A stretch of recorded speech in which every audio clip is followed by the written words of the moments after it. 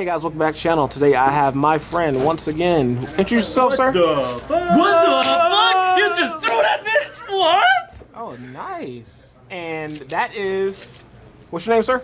Hey guys, my name's Jacob. And Jacob, what? You just apparently we just pulled a quarter century of whatever this card is. It's the Infernal card. Oh, it's the Infernal card. Hell yeah, dude. Alright, sick. Told you I got the right one. Hey man, What's up, guys? we do things candid here. Whatever. And Jacob, what you do, man? Today I went 5-0 undefeated at our locals box tournament playing Mannadium. Visa Starfrost and the Multiverse of Madness. Hell yeah, dude. Before we get started further with the deck profile, is there any shouts or anything you want to say to him? Yeah, obviously first shout out to the wife and baby at home. It's you know, you gotta have a cool wife for you to say, hey, I want to go leave your 1-month-old baby to come play Yu-Gi-Oh for a couple hours. So shout out to them. And at least you win. That's all that matters. Shout out to Alex for opening my box. Mine literally, yeah. Shout out to the Rogue Games, obviously, and shout out to Travis behind the camera. All right, man. Look, I appreciate that, Jacob. Before we get started, any last comments or anything? Nope, we'll go ahead and get into it. The deck was really good. Shout out to Dean as well, by the way. He went undefeated last week with this deck too, so we talk about the deck a lot. My build is a little bit different than his. I don't play Visuals at all. Went 5-0 today. Rounds were Vanquish Soul, Pearly, Makonko, Cash, and Branded. So I got it broken down by engine because it's kind of a engine deck. So obviously we have the main protagonist, Visa Starfrost, and then for the Mannadium engine we play 3 Riamheart, and then I play 5 balls, 2 Tord, 3 Meek.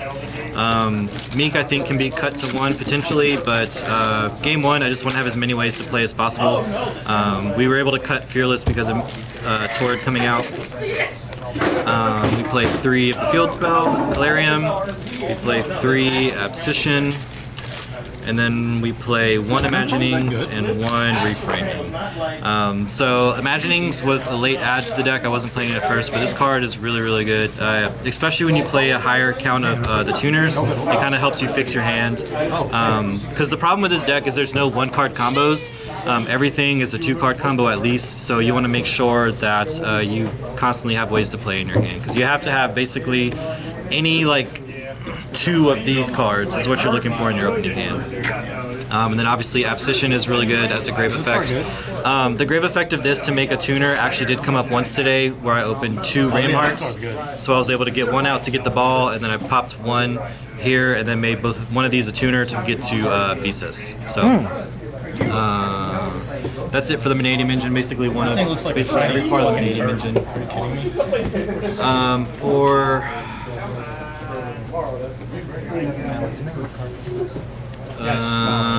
The supplementary engines, we have Scareclaws, 2 Rykart, 1 Field Spell, 2 Arrival, and I guess to go with it as well, I played 2 Fenrir and 1 Scarecash. So it's not incorrect to play 2 of this card either. But to play 2 of this, you need to play 2 of the Lightheart, which I'm not at the moment. 2 Arrival because it's not once per turn, but this is the one that you want to draw the least, so you really want to be searching this off of this so that you can get your draw. The Fenrirs were what I played today. The Fenrirs will be able to add Scarecash. It gives you another way to play, because this technically, you can summon this, add this, and then get to your Scareclaw package for the field spell or to get to Visas. So pretty good.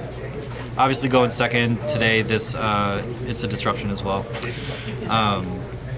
Potentially what I could play instead is the tuning package with Revolution Synchron, which help you get to Visas easier, so that's potential for next time. Hey, dude, I like this map, by the way. Go off topic for a second. This map's sick. Comic-Con exclusive. Yeah, I got lucky on the drop and was able to order 1. Hell yeah. I'm not cool enough to be able to go to Comic-Con. So like, the rest of the deck is non-engine. This is where the deck is like really flexible and you can play a lot of good stuff. So start off with the consistency cards is Terraforming, Rhoda, Called By, and 2 Talents. If I'm ever able to, I like to be able to play 3 Talents just so I always have it. I think playing a combo deck you need to play this card. Then obviously Called By because your turn ends to Shifter and Droll. Every other hand trap you're able to somehow kind of play around, but like Droll you literally like die. So you need to be able to have a Called By in your deck, and then just consistency here.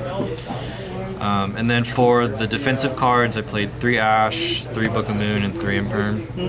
I didn't want to like load up on monster hand traps because I don't want to get talents myself.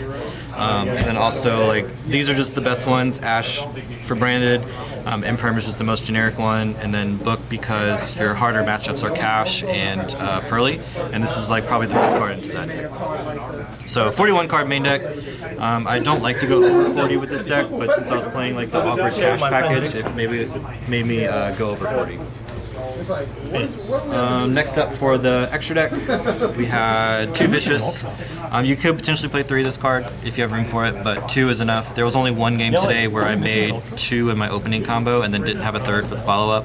But this deck's able to have a really, really awesome crackback because of this card, just being able to come back on the next turn. If they somehow crack your board, you're able to make another one of these, pop their card, get big attack, and then just kill them.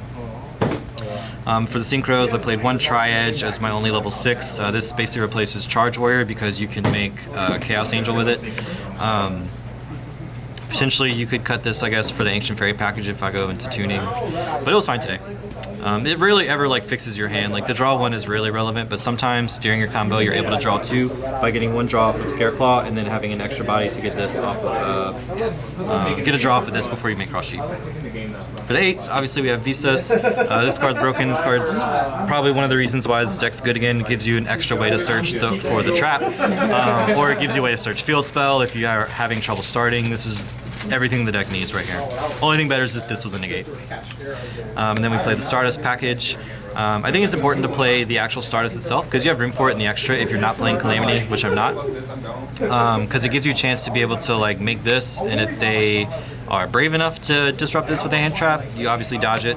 But if you're able to play uninterrupted, you can still do this to get your one of your 10s to get one of these guys out unaffected by card effects for the turn. So like going second, making the Baron unaffected by card effects for the turn is insane.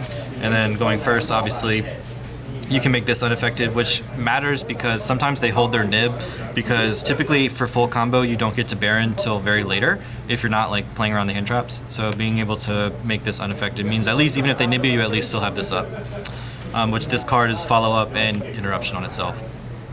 And then for the last 10 I play is the Ice Jade. Usually my inboard is these 3 with Oppo and the counter trap if I'm going full out. I played this one because this one kind of gives you a little bit more flexibility with the disruptions that you have, being able to protect your board but also banish a card on the field. Which at first I was ending on Chaos Angel to protect the Oppo, but this kind of does the same thing but also is a disrupt. Makes perfect sense. Lastly is the Crimson Dragon.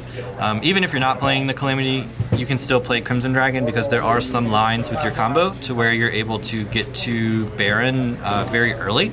To play around hand traps like Nib, and then that way you can use this to target the Baron and to get this out. So it still comes up. That's awesome. And then the 1 Light Heart, the Cross Sheep, the Oppo, and the Goddess. Since you're able to put up a lot of bodies, obviously going second as long as you're like not being fully interrupted, I think Goddess is really good to be able just to out problematic monsters. Like playing, I think like last week I played against Marincess and I just linked off the big guy both games and it was never an issue. Then obviously Oppo is part of your inboard, Cross Sheep is insane, and then only 1 of the Light Hearts, but it is not wrong to play a second one to be able to search a second field spell for follow-up. So, but just for this list today, I was just playing 1. Perfect. You want to show us the side deck? Yeah, sure. Whatever you cooked up? Yeah, it was just, stuff for today. Pank and Nib for the monsters. I didn't want to go all in on hand traps really because again, like I'm not trying to lose to talents or anything like that. Pank just generic good card, kills a Rise Heart, and then Nib just for decks like there was a lot of people playing Rescue Ace and Unchained the other day, and both of those decks can play into it, but none of that happened today, so Nib didn't matter today. And then I hate back row, so all that. Really hate back row? Yeah, we don't like it. So the Cosmic's probably the best one because Cosmic, this card FTKs Makanko. They like can't activate their cards. Gotta be ready for it. And then there's a lot of like Rescue Ace branded, Cash sometimes. Like a lot of decks play into evenly a lot, so evenly was really good. Losing your battle phase does kind of suck because you can put so much damage on board. And then obviously just these for like Labyrinth. Then the final 2 cards were just 2 DBR. You really don't need to side anything going first because usually your inboard is good enough to win you the game pretty much every time, especially if you have counter trap because you're able to play around dark ruler evenly, stuff like that. But sometimes it does help just to have just a little extra something for something like Pearly, which has a lot of gas to play through your disruptions, and also like just in case they have like a droll or something to stop you, you can just do something to stop them and then get back to your turn. Hell yeah. Is it? Jacob, I know earlier we kind of like rushed through it. What were your matchups again? Yeah, talk about your cash rate. Round 1 was Vanquish Soul. That was a good match. Round 2 was Conco. Cosmic was clutch there. Round 3 was Pearly. That was a good match as well. Round 4 was Cash. That one put me to sleep. I hate that. You got cooked. So who are you talking Super about? boring. Ready for that deck to get banned. And then round 5 against Branded, which was a this card. As always. Need it every time. Branded player jump scare.